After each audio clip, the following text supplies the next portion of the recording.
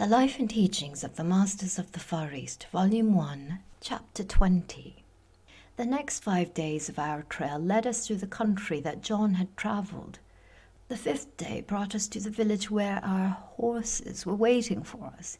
Here Emil met us, and from this time on, the travelling was comparatively easy to the village where Emil lived. As we neared this village, we could see that the country was more thickly populated and the roads and trails were far better than any we had travelled. Our way led along the fertile valley, and we were following this valley to what happened to be a level plateau. We noticed that the valley was gradually getting narrower as we went on, and at last the walls came in so close on each side of the stream they formed a canyon. About 4 o'clock of the day we reached the village, we came suddenly to a perpendicular bluff over which the stream fell in a drop of about 300 feet. The road led to a level place at the foot of the cliff near the falls. We found that there was an opening cut in the sandstone on an angle 45 degrees to the plateau above, and steps had been hewn in the floor of the upraise so that the ascent was an easy one. Great stone doors had been so arranged that they could be closed into the opening at the foot of the cliff, thus presenting a formidable barrier to an intruding foe. When we reached the plateau above, we found the stairway up the incline was the only means of egress or ingress that the creek afforded. At one time, there had been 3 means of access. The walls that surrounded the village had now been rebuilt in such a way as to bar all possible access. A great many houses in the village were built so that one wall formed a part of the wall that surrounded the village.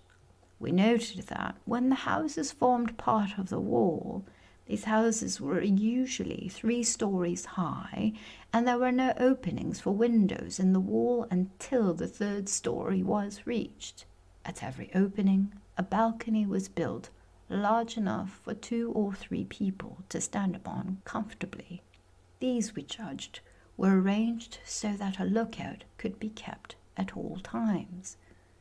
We were told the district was once inhabited by a native tribe that isolated themselves from the others until as a tribe they had disappeared, a few having been assimilated by the other tribes. This was Emil's home, and a place where we were to meet the members of our party who had divided into small groups in order to cover more territory. Upon inquiry, we found we were the first to arrive and that the others would be in the next day. We were assigned to one of the houses built into the wall of the village. The windows of the 3rd story looked out over the rugged mountainous country to the south. We were made comfortable and were told that supper would be served on the 1st or ground floor.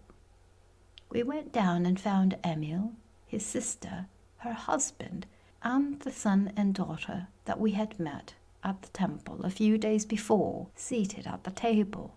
We had no sooner finished supper than we heard a commotion in the little square which the house faced. One of the villagers came in and announced that our chief and his party had arrived. They were made comfortable, and then we all proceeded to the roof. The sun had gone down, but the afterglow still lingered.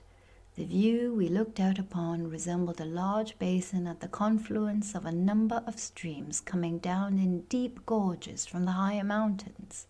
These streams all entered the larger stream before it flowed over the steep wall of rocks into the valley below, thus forming the waterfall. This larger stream emerged from a deep canyon and ran over the level plateau but a few hundred feet before it plunged over the precipice. A number of smaller streams flowed over the perpendicular walls of the canyons cut by the larger stream, forming perpendicular falls and in some cases roaring torrents. Some fell in sheer drops of 1 to 200 feet, while others had cut their way into the canyon wall and fell in a succession of cataracts. Far up in the mountains, the gulches were filled with glaciers, and these glaciers projected like fingers from the great snowcap that covered the top of the entire range.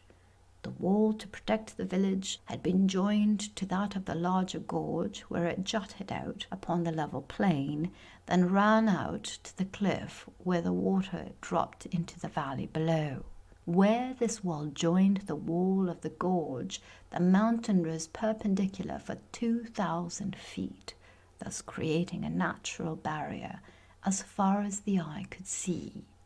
We were told that the level plateau extended for 60 miles east and west, and in some places was 30 miles north and south, and the only other means of access was at the widest part of the plateau, where a trail led over a pass, and this pass was guarded by a wall similar to the one where we were. While we were talking over the advantages of the location for defense, Emil's sister and her daughter joined us, and a little later, Emil, his sister's husband, and son came. We noticed an undercurrent of excitement, and were soon told by Emil's sister that they expected a visit from their mother that evening. She said, "We are so happy that we can hardly contain ourselves, for we do love Mother so.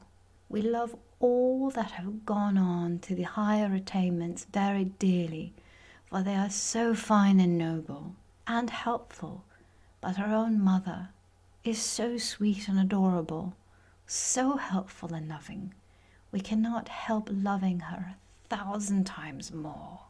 Besides, we are her flesh and blood.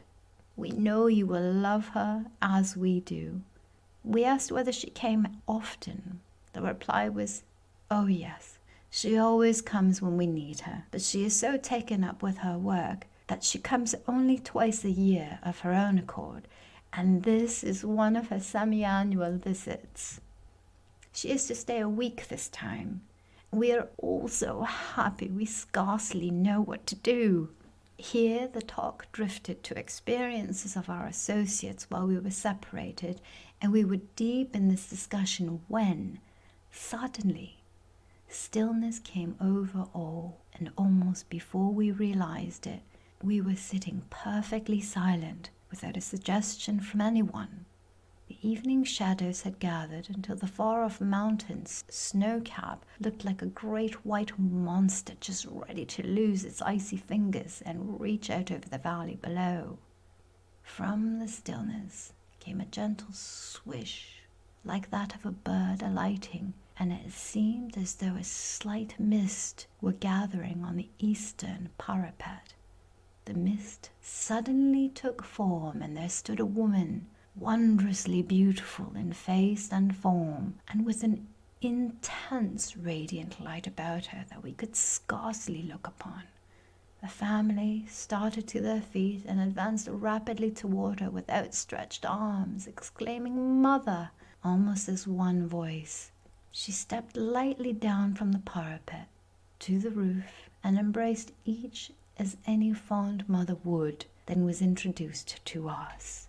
She said, "Oh, you are the dear brothers from faraway America. I have come to visit us. I certainly am overjoyed to welcome you to our land. Our hearts go out to all, and we feel that if they would only let us, we would just put our arms out and embrace all, as I have embraced these I call mine just now. For we are in reality one family, sons of the one Father, Mother, God. Why can we not all meet as brothers?" We had remarked just before that the evenings were growing chilly, but when this lady appeared, the warmth emitted from her presence made the evenings seem like that of midsummer. The air seemed laden with the perfume of flowers. A light like that of the full moon seemed to pervade everything, and there was a warmth and glow over all that I cannot describe. Yet there was no hint of display, just that deep, simple, kindly, childlike way.